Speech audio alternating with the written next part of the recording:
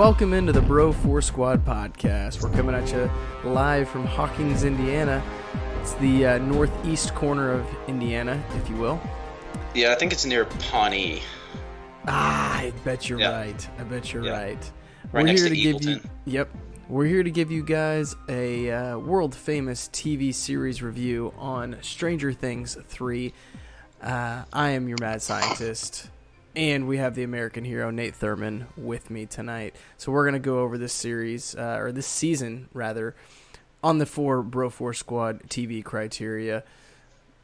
Acting cast, story plot, best scene, and any theories or questions we have moving forward. So without a further ado, Thurman, what did you think of the acting this season? I mean, obviously the young kids on this show have been getting a lot of praise and a lot of acclaim for what they've been doing in season 1 and 2. And hell, they brought it to the table again. Millie Bobby Brown, who plays Elle, she's going to be on to greater things here shortly because she did a hell of a job. Her kind of coming of age was a great storyline, and the way she played it was great. And I mean, it helps with her character, how naive the character is about social cues and all that kind of stuff. I really like that dynamic, especially with her and Max. That was really great. But I mean, in the more intense scenes that came throughout the story and plot, which overall the whole series has gotten a little more intense, a little more darker, which kind of relates to the Harry Potter series as well. Like, as the audience grew, it kind of grew as well. Yeah. I mean, she did great in those. She really showed a wide range. She probably showed the widest range of any character. In the show. I think as far as the kids go, her and then also Finn Wolford, who plays Mike Wheeler, I think they're the only two that are going to have extremely lucrative and very successful careers past Stranger Things. And kind of on the big screen. I thought both of them were standouts as far as the existing cast. One person that I also wanted to point out, which give me just a second here, I'm finding your name, Sadie Sink, who plays Max. Mm-hmm. I thought she was really bad in Stranger Things 2. She upped her game. I don't know if she hit the gym hard and lifted. Maybe she's on steroids. I don't know what she did. But Can we get a pee sample from her? Yeah, it's in the mail. Oh, okay, that's fine. I'll wait. I thought she did really, really, really good. And the way that her and Lucas, who is played by somebody... Hold on. Who's Lucas played by? He deserves... That kid from that thing. Yeah, he deserves to be... Here you go. Caleb McLaughlin. Who, fun fact, apparently he was on the Lion King stage play. So he's got some singing chops as well. But I thought that the way that they played off each other and their dynamic really, really worked. One person that I wanted to get your opinion on was, I don't know her name, Maya Hawke, who played Robin. Yeah. What did you think of her character and how she was played, and kind of her dynamic with Steve Harrington, Joe Keery? I really enjoyed it because I mean, it was the way they led you to believe that there may be some fling here. I think the actors, and she did a great job of portraying that, and not leaking any hints. She was really committed to actually playing the part of maybe being a love interest down the road, and then obviously you get the bombshell later on that she is not a fan of male genitalia. And which, apparently, I see. Never mind. A fun fact about her shoes in the season. Miss Thurman was telling me this. And apparently, I think she wore some red Vans in the series, and she actually took them home and drew on them because she thought that's what her character would do. And there were actually some hints and clues on her shoes that she drew about her being a lesbian later. I think she drew something like boobs on there or something. Interesting. I'll have to go back and look out for that. I really liked her dynamic. It's always tough when you introduce a new character into an established show like this, which I think is where the character of Sadie I'm sorry, the character of Max, played by Sadie Sink, kind Yeah. of where she fell short last season. I think Robin this season really did a good job of coming into that and fitting into that. The writing was fantastic, and the way that her and Steve just kind of played off of each other was really, really good. Last person I think that I want to talk about, Doc Ray Montgomery playing Billy. Holy fuck balls, man. Oh, yeah. Great character Absolutely, arc. absolutely fantastic. Yeah. I've never thought he's been a really great actor. I mean, he was fun in Power Rangers, and then obviously the first season of this, he just plays that bad boy douchebag. But holy crap, he brought it this season, and great arc with him and Max. Really, really enjoyed that and how he was the bad guy, but yet did the right thing at the end. Yeah. Yeah, absolutely. Yeah, that was no spoilers for the upcoming part of the pod, but that may have been one of my favorite scenes with him and Max near the end. It was real touching. It meant a lot to the whole story and the whole plot, and the way they fit that in there was really great. Yep. And then And you got anybody else? I had one more person, which is Pariah Ferguson, who actually played Yes. Erica Sinclair, Lucas's sister. Now I know we had mentioned kind of, oh man, I think these people are going to be big stars and everything. I think she's got an outside shot. She's kind of like my dark horse. She may be kind of typecasted. I don't know because I've never seen her in anything else. But that part of the sassy little girl that she played, she killed it. Yes, she was a scene stealer. Yeah, Absolutely. she really was. I couldn't agree more. I think she has a future in comedy, which is really hard to say because she's like 10. I mean, this is how young she is. On Wikipedia, you can't click on her name. Like, she doesn't have a page yet. So I literally have known nothing about her other than she plays a 10-year-old girl, Lucas's sister, in Stranger Things. Yeah, but I could definitely see what you're saying. Her excelling in comedy. Yeah. If she can play that well off of people and like be a smart ass and be kind of facetious and things like that, she could definitely fit in a ton of comedy roles. So let's move right on to story. So this is obviously the third installment of this series that we've gotten.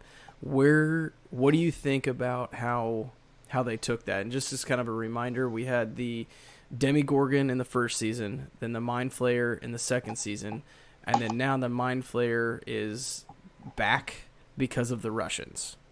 More or less, that's where we're at now. How do you feel about this season and what they did with it? I mean, overall, I thought it was a really great season. And I think it really climaxed well as far as the episode. I mean, were there 8 episodes? I believe it was 8. Yeah. Yeah, I could look it up, but Yeah, I I watched it. I watched them all on a weekend, so I mean, it was basically like 2 really long movies. But I really liked the arc of the season and the way the plot played out. For me, it worked perfectly. Like 1, 2 were kind of build up, 3 started ramping up, and then 4, 5, 6, and 7 were all the way climaxing up and all the way uphill. And then 8 leveled off a little bit, but I mean 8 was still great. It was a great finishing episode. I liked the new kind of weird aspect of the Mind Flayer, dissolving people and rats and building a body, which the CGI actually in that was great. Yeah, I mean, I was going to talk about the CGI and best scene, but let's talk about it now. This might be the best CGI I've ever seen.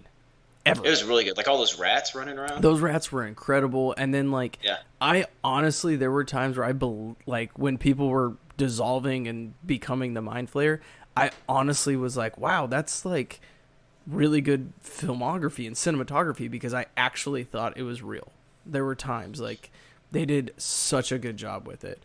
I agree. I think that this season was very well written, where you still have that Dungeons and Dragons feel and, oh, it's the monster, but yet you have these kids that they're not kids anymore. They're teenagers and they're starting to like boys and go shopping and, you know, doing things, shenanigans that teenagers do, not sitting in somebody's basement playing board games.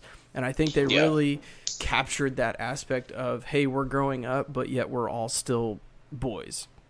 and we're always going to be there for each other no matter what. I mean, this is kind of the age when you start to, I guess, get in fights with your friends, you know, and getting disagreements because you're starting to have other interests, and they captured that really, really well. I also like the fact that a lot of this season all happened at one place. Most of it happened at the mall. Yeah. Which actually brings me to another funny point. I would love to see what happened whenever Steve, who was played by Joe Keery, showed up like with day one. They're like, all right, let's check out the wardrobe for the season. All right, here you go. Here's your ice cream uniform. All right, cool. Yeah, what else am I wearing? Nope, that's it. Nope, this is it. Sorry, bud. You have to wear this for the next 3 months. I think he wore something at the very end, but literally 90% of the season he was in that. Yeah, but he rocked it well, man. With the hair, it worked. I could do that. But yeah, I thought that the season was really good. Bringing in the Russians, I think is... I don't know if I liked it. I don't think I disliked it either. I know in the 80s, like, it was a thing, I guess, but... You think it's overplayed or what? Yeah, I don't know. It just seems... It seems convenient that, oh, well, the Russians are trying to open up the gate as well, but they have to do it in Hawkins, right? Like, they already have resources there. I guess. I don't know. It just seems... It seems very convenient that they have to go back there. But, you know... It can't. I don't think any story is a perfect story. Everybody's going to be able to nitpick things. Anything else on story? Really, the only thing off the top of my head, which it's an issue, and I don't know if I should be mad about it or not. But whenever the whole big scene is happening with the Mind Flayer at the mall, like literally no one else in town sees it. I mean, like right. Come on. Okay, if you've got like 80 pounds of fireworks going off in a mall, somebody's gonna know. Like somebody's gonna. It's not like this is like the 50s. It's the 80s. I mean, people are out and about. I mean, security cameras are, I'm sure, somewhat around at that point. I mean, playing devil's advocate here. You know, it's my favorite game. Go ahead. The mall was created and run by the Russians, so security is the Russians. Russians are no more, right? So it's not going to come from a security or the security guards or a security camera. But like the mall isn't built 30 miles away from the nearest house, right? So playing devil's advocate to your advocate. So I'm Jesus now, basically. Okay. Whenever Dustin and them whenever Dustin and them are on top of the hill with the radio, they look over and they can notice it from like 10 miles away on the hill. Exactly. That's really the only issue I had. I wanted, if I could have had like some random civilian or a couple civilians come in and notice me, like, what the hell's going on? And then the military comes in and like Men in Blacks them or something. That would have been great. I could see that. That was the only issue They did Men in Black before Men in Black was a Men in Blackin'. That is true. Yeah. They could have been trendsetters. Yeah, I can see that, but I can also overlook it. So let's go into best scene or just favorite storylines or through lines of the season that we liked. I'm going to go first. We already kind of talked about one of them in Robin and Steve's relationship, and how it ended at the end with them trying to get a job at Family Video, which great callback to Family. Like all these, like they did Radio Shack last season and then Family Video this season. Them still being friends, even with the bombshell of her being a lesbian.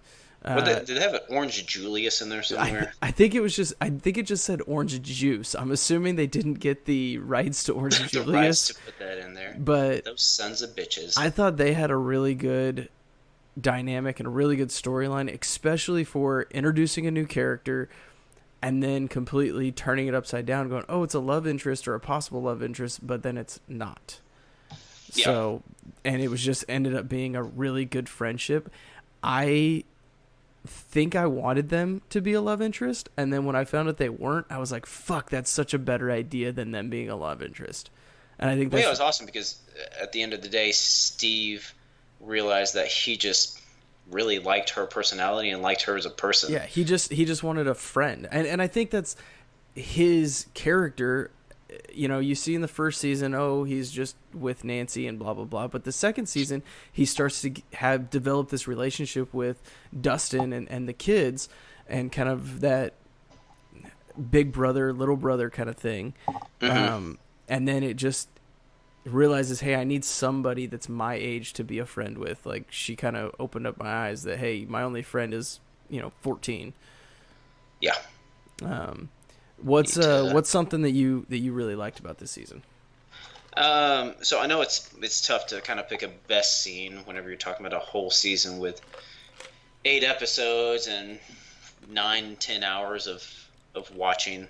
But a couple of ones that stuck out to me was Elle reading the letter at the end that Hopper wrote. Talk about a tearjerker. I was gonna say, if you didn't at least like get I something in your eye. Yeah. Like I got something in my eye while I was watching that.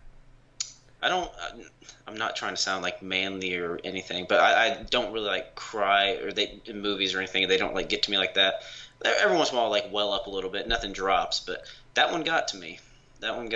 Yeah. That was great, seeing that letter and not knowing that he had rewritten it, and then at the very end they're dropping that bomb on you. But that was awesome. Like I said earlier, Billy dying, that whole scene was great. Him kind of giving his last-ditch effort to save Max and her friends. Which they did a really good job with that. I thought of showing, because he's never been a good guy, but yet through the flashbacks or not even flashbacks, through Elle going into his memories and showing like, oh, he loved his mother and his dad was a piece of shit, and it's her dad too, and like him protecting her, and that's why they moved to Hawkins. And like, when you kind of put all that together, I think they did a really good job of showing, of making that very meaningful in a very subtle way. Yeah, it really was.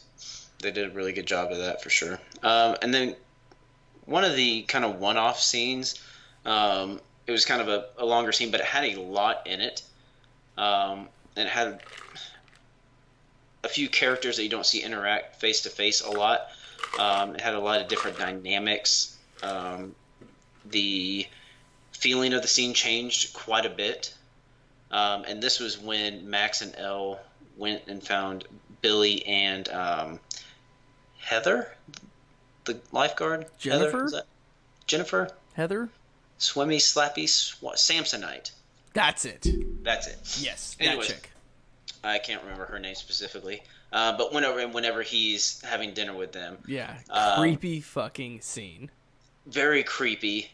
And then you have Billy turning it on and turning his charm on at the same time. Elle and Max are still kind of freaking out. Elle even more than Max. Even when Max kind of lets her guard down, Elle's still like, no, there's something fucked up here. This isn't right. Yeah. And so then that happens, and then they kind of go back to being happy, having dinner, poison the mom, and then just all hell breaks loose, and she fucking knocks her dad out. Yeah. Like, from like beginning to end for that whole scene, it was like such a mind fucking, like you went from so many different emotions, and you saw different characters having emotions together.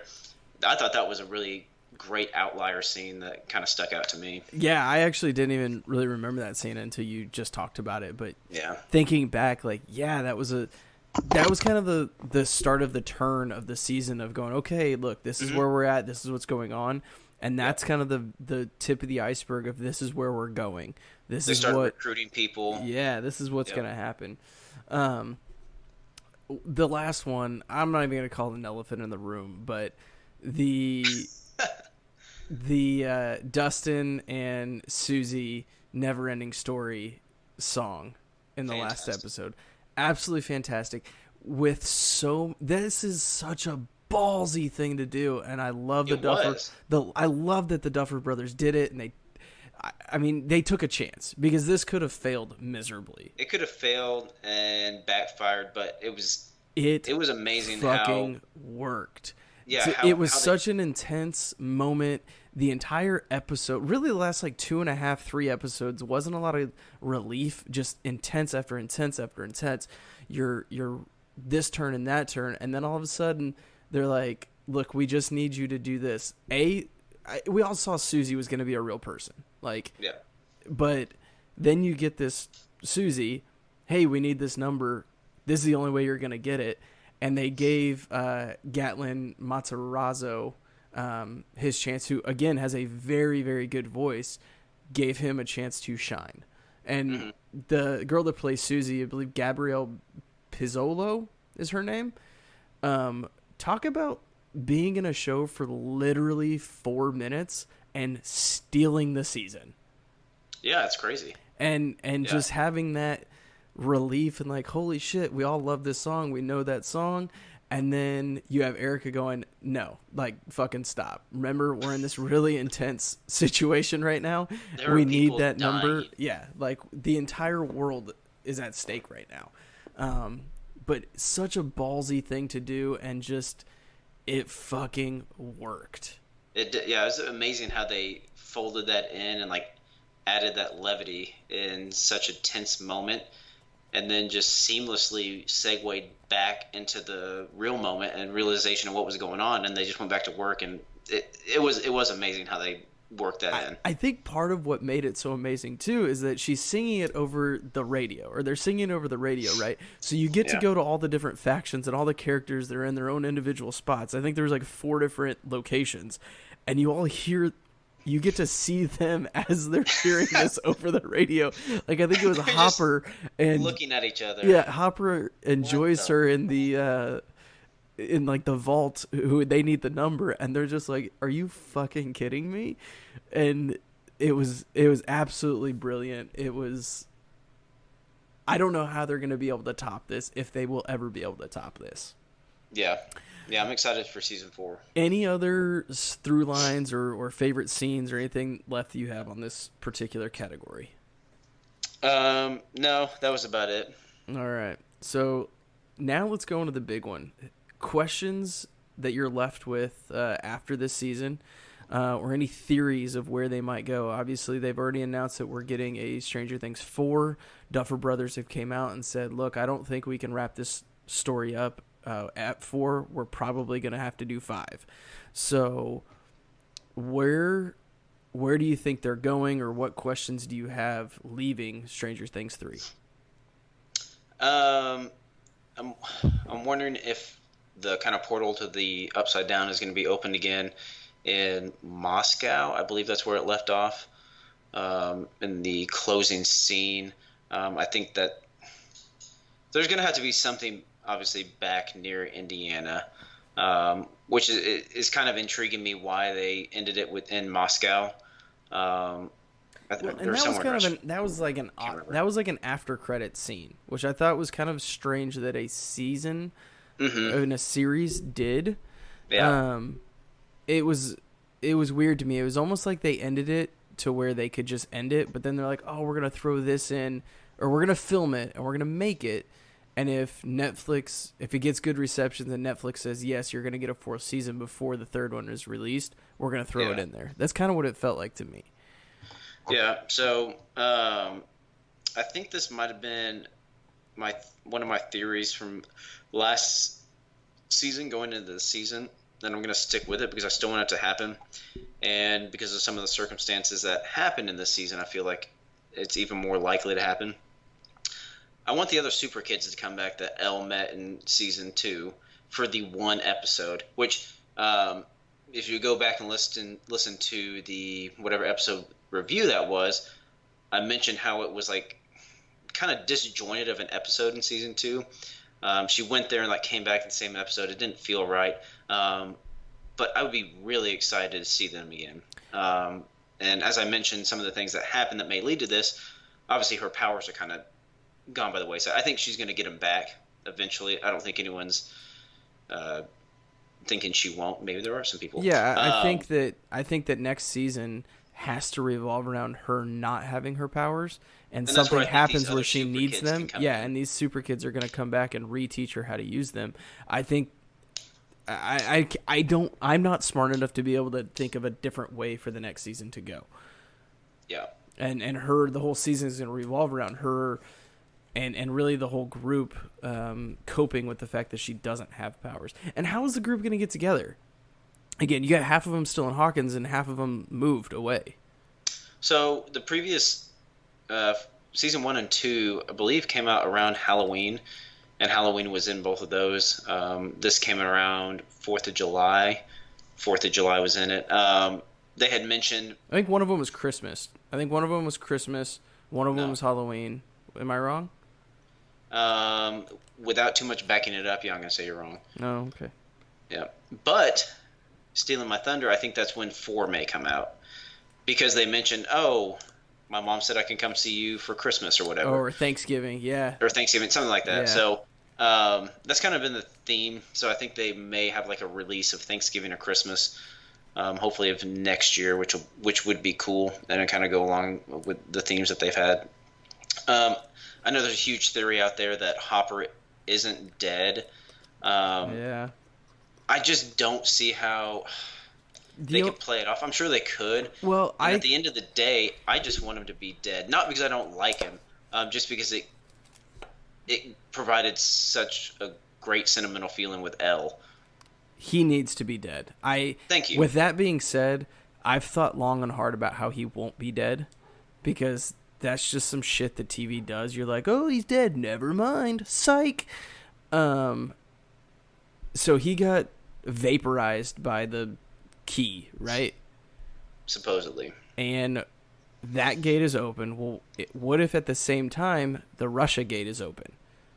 He just got warped through the inside out to Russia. God damn it, because that supports the theory. I know. In the post-credit scene when people are like, oh, they says not the American. Damn it. I know.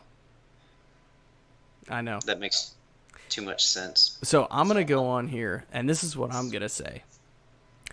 I'm going to start all of this saying, I don't want a Stranger Things 4. You what? I do not want a Stranger Things 4. I wish they did not do that end credit scene. I am extremely happy with season 1 leading into season 2 leading into season 3, and how season 3 ended. I think they did it absolutely perfectly. You have Hop dying. You have the Myers family moving away and getting away from it all. Elle being adopted into that family because of Hopper passing away, and the rest of the group just being normal fucking kids in Hawkins. I don't want a Stranger Things 3. Now, with that being said, 4, excuse me. With that being said, I think what they should do, wait 4 or 5 years, not 1 year, 4 or 5 years, and do a 2-hour movie about how, hey, there's still some weird shit going on, and we're the only people that know about it, and bring it as like a reunion thing. I know it's not going to happen, but that's what they should do. I'm pulling a Geiger here, okay? I'm trying to be smarter than them. Good luck. Thanks. So with all that being said, I hope that the whole Hopper thing where he's not dead is not true. Yeah. But here. I think my theory, if he isn't dead, I think that's the only logical way that they can go about it, is that he got transported through the Upside Down to Moscow, is trapped, and he's not dead, and next season is going to be, hey, somehow they figure out he's not dead and they have to rescue him. Yeah. And the whole support for that is they didn't show him actually dying. So. They did not. I know. Yeah. I know. But, okay. But, also, Hop he got his ass kicked, and there's no way he would have won that fight against that Russian. I'm sorry. He's an overweight drunk that smokes 6 packs a day, and that Russian was in pretty good fucking shape. So that's your one plot hole issue? Yeah, kind of. Okay. There's gotta be at least one. Yeah. So yeah, end of the day, I'm standing by my Super Kids story. They better come back, because I think that'll be a pretty cool dynamic and give some support to Elle. Yeah, I think so as well. Any last thoughts that you want to leave with the folks before we sign off here? No, I mean, just giving kudos to the Duffer Brothers for directing the shit out of this and creating the shit out of it. It's been a great 3 seasons so far. And as much as I kind of agree with you that it could have ended after season 3 if they didn't do the post credit scene, I'm still happy for a season 4. And with the amazing work that they've done already, I'm excited to see where they take this one. Couldn't agree more. My friends, we are the Bro Force Squad podcast. We have a website, www. What was that? www.broforcesquad.com. Give us a like on... Actually, we don't really do Facebook, so you don't have to like us there. But you should follow us on Twitter at BroForceSquad. Subscribe to us on iTunes and on YouTube. Again, we are the Bro Force Squad. 3 words, Bro Force Squad. If you put us into the Googles, we will come up. Subscribe to us on Spotify. Jeff does that thing for movie reviews, letterboxd.com or letterboxd. I'm not really sure. You're adding a bunch of different letters in this shit. I know. I've gone off the rails. This is why I don't normally host. This is why we're missing our mayor himself, Jeff Hornacek. He's on the DL right now, but he'll be back better than ever. I think that's all I got. We appreciate you guys hanging out with us tonight. We'll see you in the Upside Down. Never ending story.